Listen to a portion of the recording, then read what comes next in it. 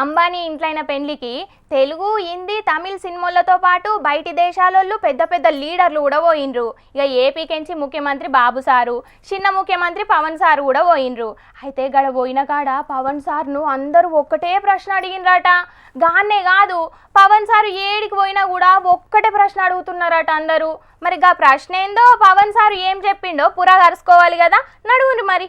జనసేనకేంచి గెలిచిన ఎంపీ ఎమ్మెల్యేలందరినీ శాల్వాలు కప్పి సన్మానించిండు చిన్న సీఎం జనసేనాని పవన్ సారు. మంగళగిరి ఆఫీస్లో అందరికీ కూరగాయల బొకేలు కూడా ఇచ్చిండు చిన్న సీఎం.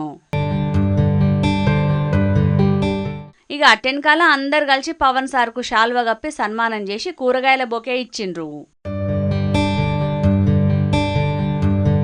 ఇక దేశంలో ఏడికి పోయినా అందరూ గిదే ప్రశ్న అడుగుతున్నారని మొన్నటి ఎలక్షన్లో గెలిచిన ముచ్చట చెప్పిండు.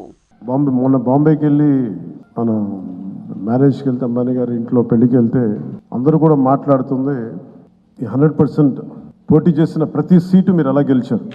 నీ అవ్వ, దేశం మొత్తం అంబానీ సార్ ఇంట్లో పెళ్లి చూసి పరిశాన్ అయ్యి ముచ్చట మాట్లాడుకుంటుంటే అంబానీ సార్ అయితే పవన్ సార్ పార్టీ గురించి మాట్లాడిందంటే ఆ కిక్కే వేరప్ప కదా. ఇక జనసేన కాబట్టి ఎన్ని దెబ్బలు తిన్నా ఎంతగానో అవమానాలు పడ్డా కూడా పడి లేచింది గాని ఇంకొకలైతే పార్టీని ఎన్నడో మూసేస్తోళ్లే అని అనుకుంటా జగనన్న గురించి మాట్లాడిండు చిన్న సీఎం పవన్ సారు. మనం తిన్న దెబ్బలు కానీ ఇంకెవరన్నా తగిలిండుంటే కనీసం ఒక పక్షం రోజులు కూడా నడిపేవారా అని అనిపిస్తుంది. మీరు చూశారు, ఒక రాష్ట్రానికి ముఖ్యమంత్రిగా చేసిన వ్యక్తి ఓడిపోగానే అసెంబ్లీలు కూడా లేకుండా వెళ్ళిపోయారు. ఓటమి అంత భయపడుతుంది మనిషిని. ఇప్పటికేంచన్నా జగనన్న అసెంబ్లీకి అత్తాడో లేదో గాని కొన్నొద్దులు అయినాకనైతే మంత్రి పదవికేంచి దప్పుకుంటాడట పవన్ సారు. ఇన్ని కీలకమైన శాఖలు తీసుకున్నప్పుడు నాకు ఒకటే అనిపించింది, చాలా అవగాహన ఉండాలి. ప్రత్యేకించి శాఖలు కూడా అందరూ అనుకోవచ్చు, ఎందుకు పెట్టుకున్నాను నేను ఈ శాఖలన్నీ అంటే, ఇది నా మీద చాలా బాధ్యత ఉంది. పదే మాట్లాడాను నేను. దాన్ని సంపూర్ణంగా ఒక విధి విధానాలు ఏర్పరిచిన తర్వాత సరైన సమయంలో బాధ్యతల నుంచి కూడా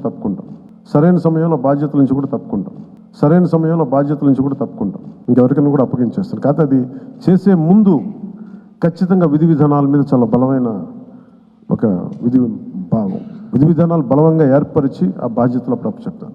పెద్ద బాంబాయి వేల్చిండు కదా పవన్ సారు. మరి మంత్రి పదవికేంచి తప్పుకుంటే జనాలకు ఎట్లా న్యాయం చేస్తాడో, ఈ ముచ్చట మీద మళ్ళీ ఆలోచన చేస్తాడో చూడాలి.